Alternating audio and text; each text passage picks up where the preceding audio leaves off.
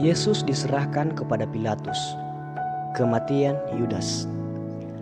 Ketika hari mulai siang, semua imam kepala dan tua-tua bangsa Yahudi berkumpul dan mengambil keputusan untuk membunuh Yesus. Mereka membelenggu dia, lalu membawanya dan menyerahkannya kepada Pilatus, wali negeri itu. Pada waktu Yudas menyerahkan dia, melihat bahwa Yesus telah dijatuhi hukuman mati, menyesallah ia.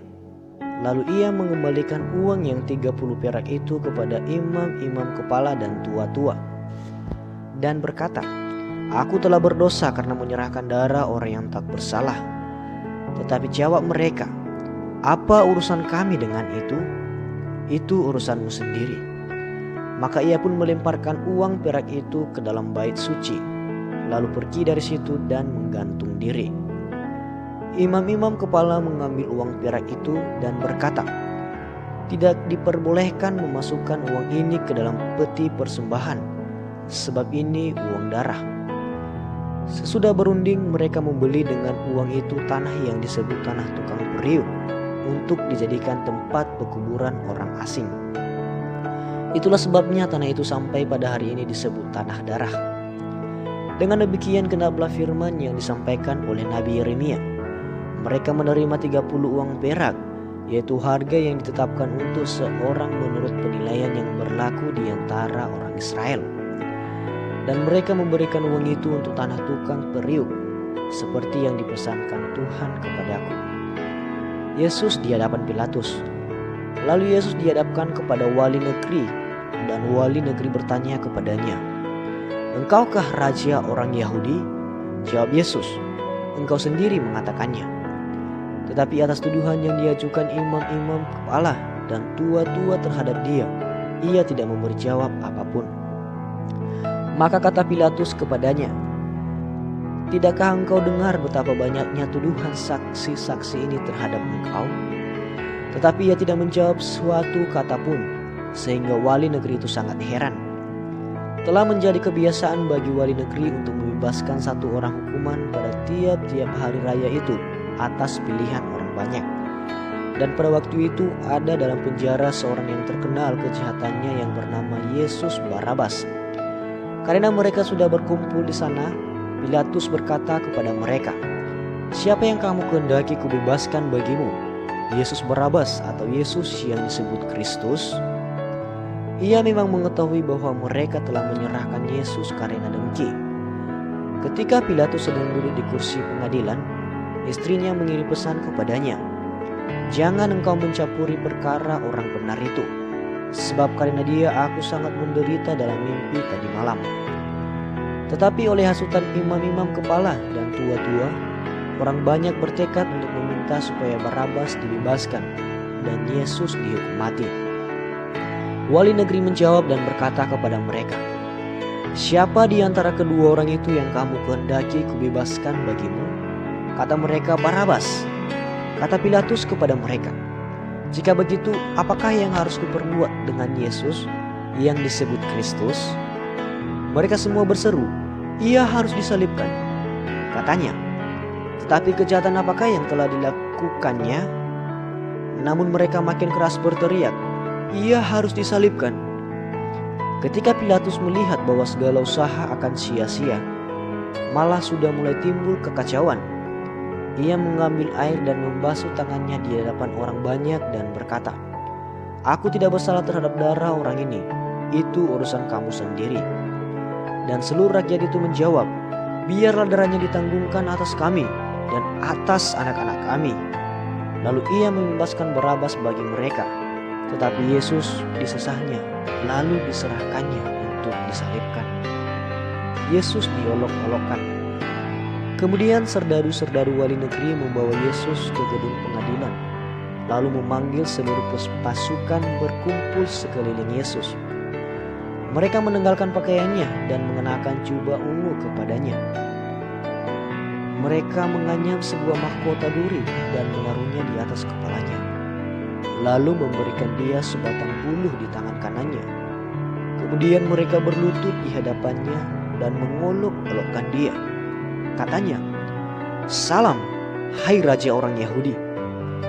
Mereka meludahinya dan mengambil bulu itu dan memukulkannya ke kepalanya. Sesudah mengolok-olokkan dia, mereka menenggalkan jubah itu daripadanya dan mengenakan pula pakaiannya kepadanya. Kemudian mereka membawa dia keluar untuk disalibkan. Yesus disalibkan. Ketika mereka berjalan keluar kota, mereka berjumpa dengan seorang dari Kirene yang bernama Simon. Orang itu mereka paksa untuk memikul salib Yesus. Maka sampailah mereka di suatu tempat yang bernama Golgota, artinya tempat tengkorak. Lalu mereka memberi dia minum anggur bercampur empedu. Setelah ia mengecapnya, ia tidak mau meminumnya. Sesudah menyalibkan dia, mereka membagi-bagi pakaiannya dengan membuang undi. Lalu mereka duduk di situ menjaga dia. Dan di atas kepalanya terpasang tulisan yang menyebut alasan mengapa ia dihukum. "Inilah Yesus Raja orang Yahudi." Bersama dengan dia disalibkan dua orang penyamun, seorang di sebelah kanan dan seorang di sebelah kirinya.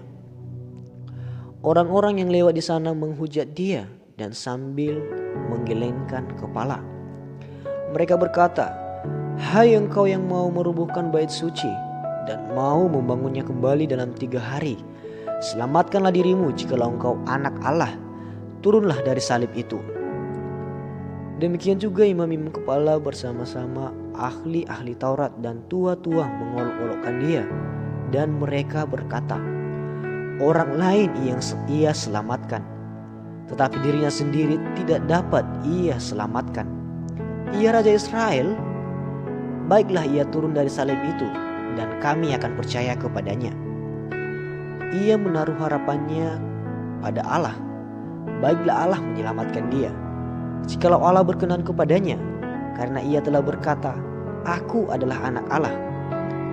Bahkan penyamun-penyamun yang disalibkan bersama-sama dengan dia mencelanya demikian juga. Yesus mati. Mulai dari jam 12 kegelapan meliputi seluruh daerah itu sampai jam 3. Kira-kira jam 3 berserulah Yesus dengan suara nyaring, "Eli, Eli, lama sabachthani." Artinya, "Allahku, Allahku, mengapa engkau meninggalkan aku?" Mendengar itu, beberapa orang yang berdiri di situ berkata, "Ia memanggil Elia." Dan segeralah datang seorang dari mereka. Ia mengambil bunga karang, mencelupkannya ke dalam anggur asam, lalu mencucukkannya pada sebatang bulu dan memberi Yesus minum.